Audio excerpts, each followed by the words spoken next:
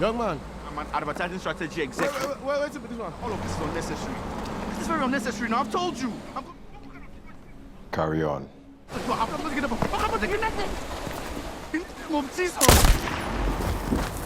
It's a chaotic day in Lagos, Nigeria. The notorious Special Anti-Kidnapping Squad, C.I.A, has the city in gridlock, stopping and searching vehicles.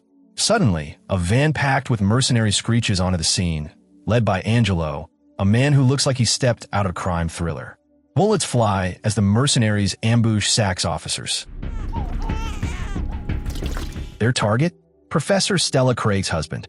She's a director general of Nigeria's Oil and Energy Corporation and has made powerful enemies in her fight against corruption. Inside his bulletproof SUV, Mr. Craig is with his baby, a babysitter, and a cop behind the wheel. When Angelo realizes he can't breach the armored vehicle, he douses it with gasoline and flicks a lighter, forcing Mr. Craig to step out. Just as the situation escalates, two policemen intervene, but any hope is crushed when C.I.A officer Abayomi betrays his team and guns them down. Meanwhile, the babysitter tries to escape with the baby, but one of Angelo's ruthless goons, a dreadlocked shooter, kills her. Although the baby wasn't part of the plan, the dreadlocked mercenary decides to take it anyway. As he tries to flee, C.I.A reinforcements arrive, unleashing gunfire. In the chaos, a car explosion knocks him down. Angelo and his gang escape, but Dreadlocks is captured. However, Abayomi pulls strings to get him released.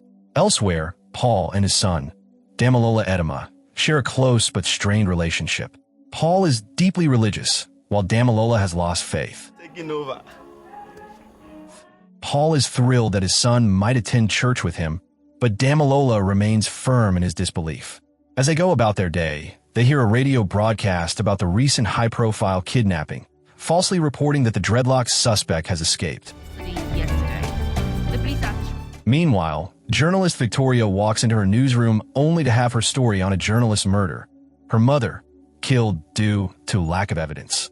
Angelo contacts Professor Craig and forces her into an impossible choice. Him? Save her child or her husband. Devastated, she pleads for her baby, but Angelo coldly shoots the child. The baby's cries stop abruptly, leaving the father screaming in anguish. Not that baby. With her spirit crushed, Angelo demands a resignation from NEOC if she wants her husband to live. Professor Craig's resignation sparks public outrage, but one man is pleased, General Issa, a power-hungry warlord. Take them to the farm. He orchestrated the kidnapping and celebrates his victory by installing his son as the new NEOC Director General.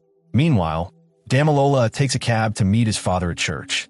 C.I.A officers stop the vehicle, hunting for the supposed kidnapper. I'm not a Yahoo.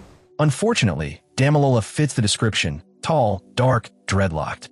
The cab driver panics and speeds off, leaving Damilola at the mercy of the officers. Get my bug now. Abayomi and his men drag Damilola out, taunting and beating him.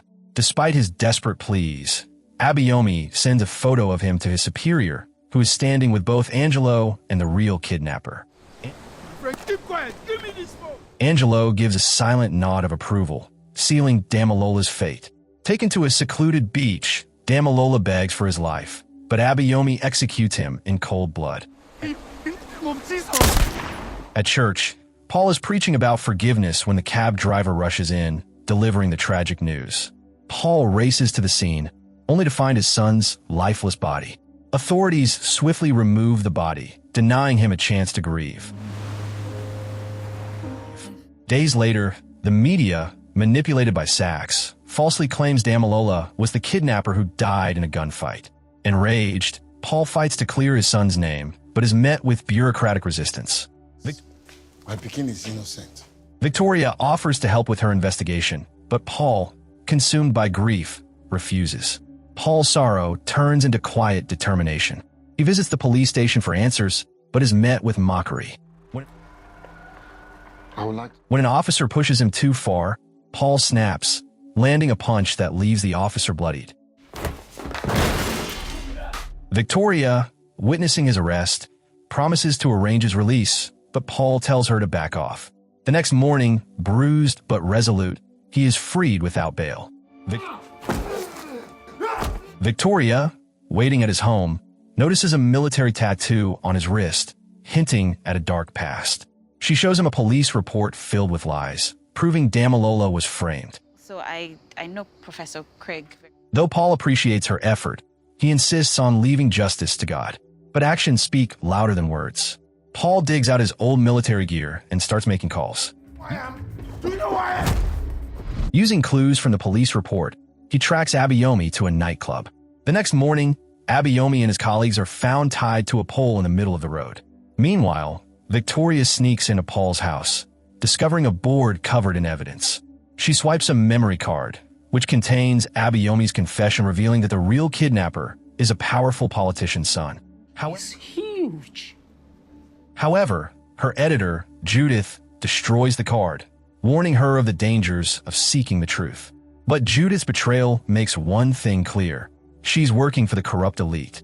Paul is relaxing at home when he hears faint footsteps creeping in. A group of mercenaries is sneaking around, ready to strike. Energy, Pete Petro, and Holyfield. Thinking fast, he hides Victoria in a secret room, switches off the lights, and prepares for a fight. Two intruders manage to break in while the rest wait outside. Instead of killing them, Paul knocks them unconscious, avoiding unnecessary bloodshed. Inside the hidden room, Victoria stumbles upon something shocking: pictures of herself at different ages. This instantly raises red flags about Paul's true identity. As Paul assumes he's handled the situation, Angelo bursts in, gun in hand, mocking Paul's sudden religious streak. Just when things look grim, Victoria's voice from the secret room distracts Angelo, giving Paul the perfect chance to turn the tables. As tensions rise, it's revealed that Paul and Angelo both worked for General C.I.A. Angelo calls Paul the general's favorite weapon, while Paul realizes Angelo is just another pawn following Senator Dipo's orders. But Paul isn't looking for a fight. He wants proof. He demands a recorded confession exposing Angelo, Dipo, and Dipo's son as the masterminds behind Damalola's murder. Angelo scoffs, insisting the general would never let that happen. With no choice, Paul ties up Angelo and his crew, leaving them behind as he takes Victoria with him. Paul tracks down an old ally, and together, they head straight to General C.I.A.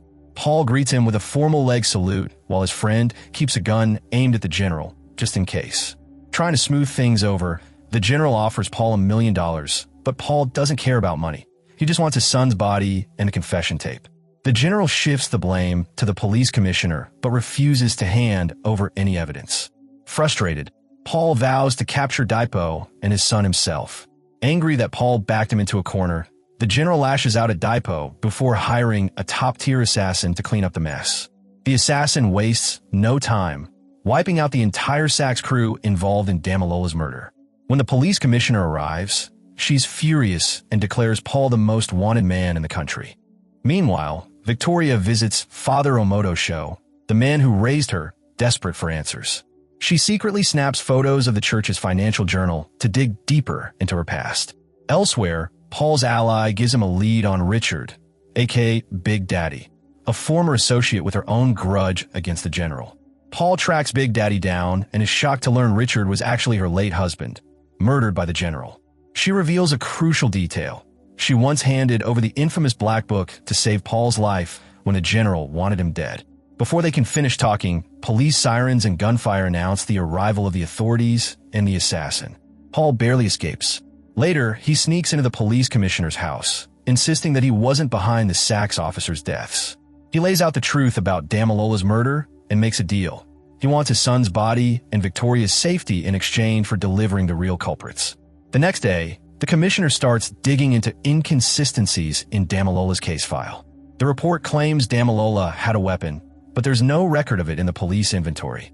Before the deputy commissioner can answer, a sniper takes him out. However, one of Big Daddy's people eliminates the assassin, balancing the score. Back at the church, Victoria returns to confront her past, only to find Paul waiting.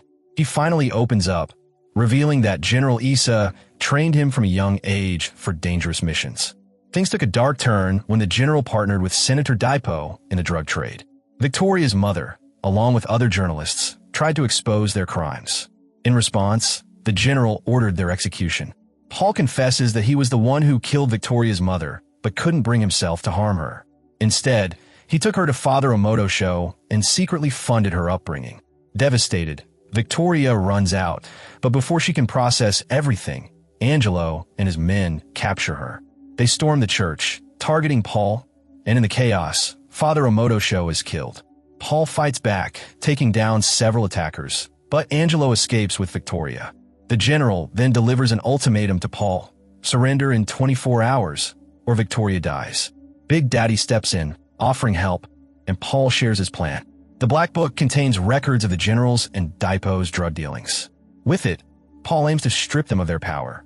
Teaming up with Tanko, another former ally, and Big Daddy's squad, Paul launches an attack on the general's farm, where both the book and Victoria are being held. Tanko stirs up chaos in the city to keep the police busy while Paul infiltrates the farm. Big Daddy's crew, disguised as workers, drug the guards and take control from the inside. The general, trying to prove a point, forces Victoria to pull the trigger on Paul, but Paul flips the situation, revealing that he's already secured the farm. Angelo desperately tries to reach the guards, but no one answers. The general calls for police backup, but they're too occupied with the city riots. Meanwhile, Big Daddy's team retrieves the Black Book and another critical document from the general's vault. On their way out, they clash with Angelo and the police. A high-speed chase leads them to an abandoned garage, where Angelo stumbles upon a video from a vault. It exposes the general's men killing Nigerian soldiers to protect their criminal operations. The footage is already in military hands, and when the police realize this, they abandon Angelo. Surrounded, he has no choice but to surrender to Big Daddy's squad. Back at the farm, the general's men turn against him, leaving him powerless. He tries to cut a deal, warning that exposing the Black Book's secrets could shake the country to its core. But Paul doesn't care.